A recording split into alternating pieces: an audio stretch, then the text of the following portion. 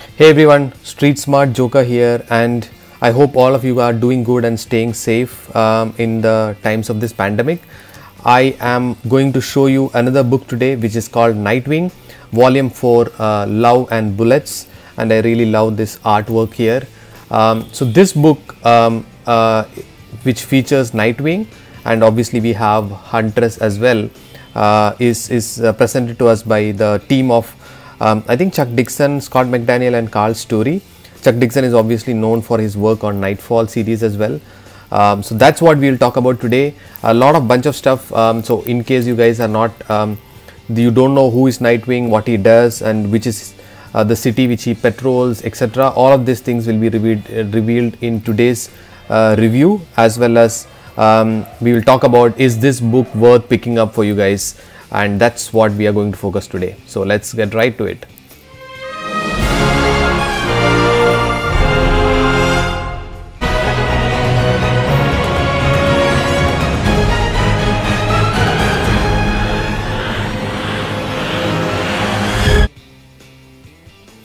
So we are talking about Nightwing, Volume 4, Love and Bullets, right? And that's where we are going to start off the story, and you get introduced to a brilliant cover page or cover art, you can call it, and then a bunch of table of contents. This book is big one, it has 300 pages, and then you will start seeing the story unfold. The first one, this is from Nightwing 1 million.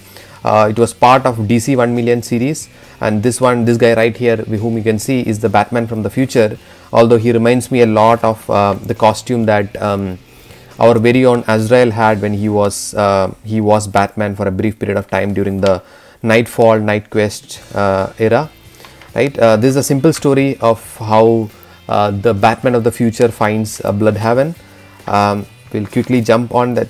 I found it's quite curious, although I have not read the new DC 1 million series, but then we get into the core of the story, which is how the things are run in Bloodhaven and how Nightwing plays a role there.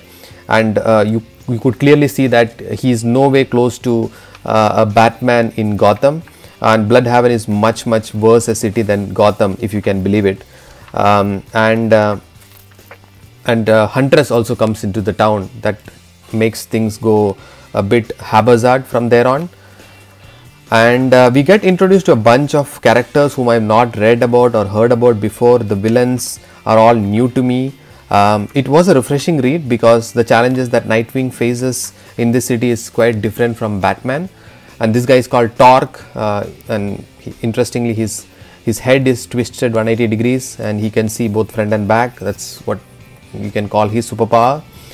I really love this cover art pages in the middle. I'm happy that they included all the cover pages in here. So a bunch of stuff happening, a lot of violence, and the city is obviously corrupt to the core, and how Nightwing tries to find a way.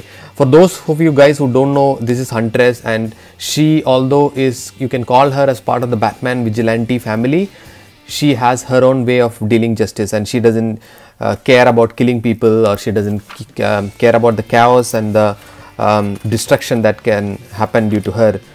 So Batman is not very comfortable with her, and he doesn't make her as part of the Bat family unless absolutely necessary.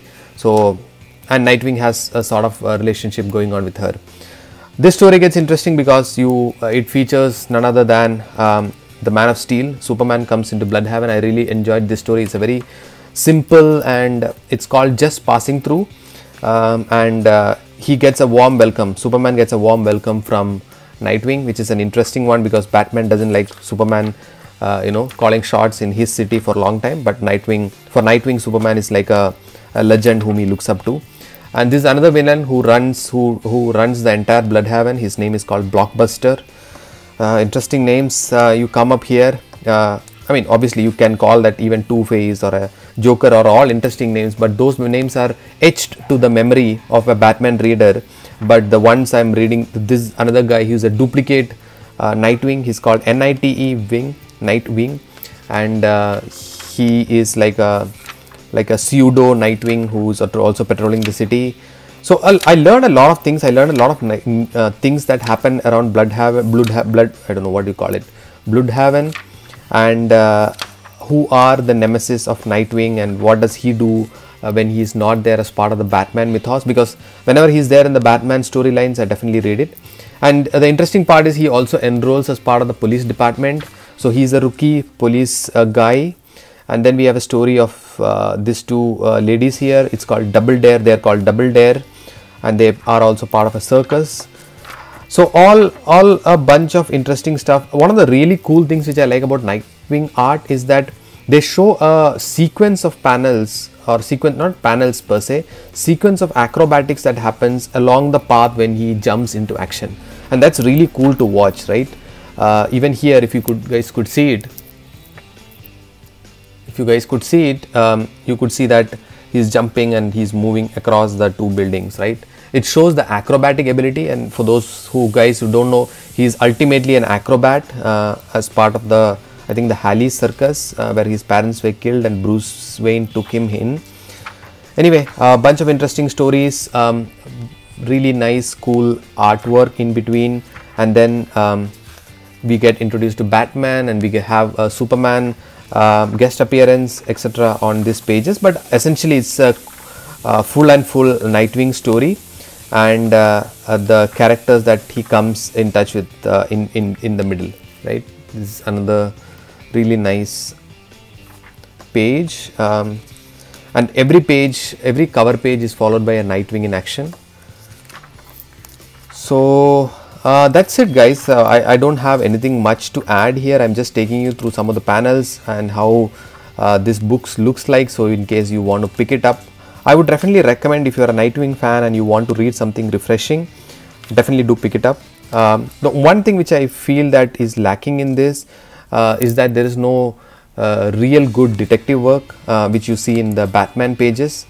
It's mostly action and mostly like a paced story where twists and turns are happening on every page, kind of thing. While it's an interesting way to flip through the pages and read a book, I am not quite as quite as impressed like a Batman story. And it also has, this is the Halley Circus which Nightwing is a part of, and then there is a Teen Titans story. So he was the leader of Teen Titans at one point of time. And there is a lot of background material given in this book, which is really interesting to talk about. How does his apartment look like in Bloodhaven? Who are his apartment mates? Who is Nightwing, the other duplicate guy in the story? His name is N-I-T-E Wing, Nightwing. And anyway, there is a map of the entire Bloodhaven area and how it is, or where it is as compared to Gotham. That's also interesting. And then you get a villains gallery, and that's where I read about who are the different villains like Brutal, Double Dare, Lady Vic, Shrike, Stallion, Blockbuster, and then a bunch of other characters. So it's a kind of like a Torque, kind of like a entry into the Nightwing world. This is the first full Nightwing book that I own and read, yeah, if I get others, and there is a complete timeline given in this book on how year 1 to year 8 to present, how the Nightwing has evolved from a Robin under Batman's wings to being his own, being a separate vigilante by himself, and that's the end of the story, right?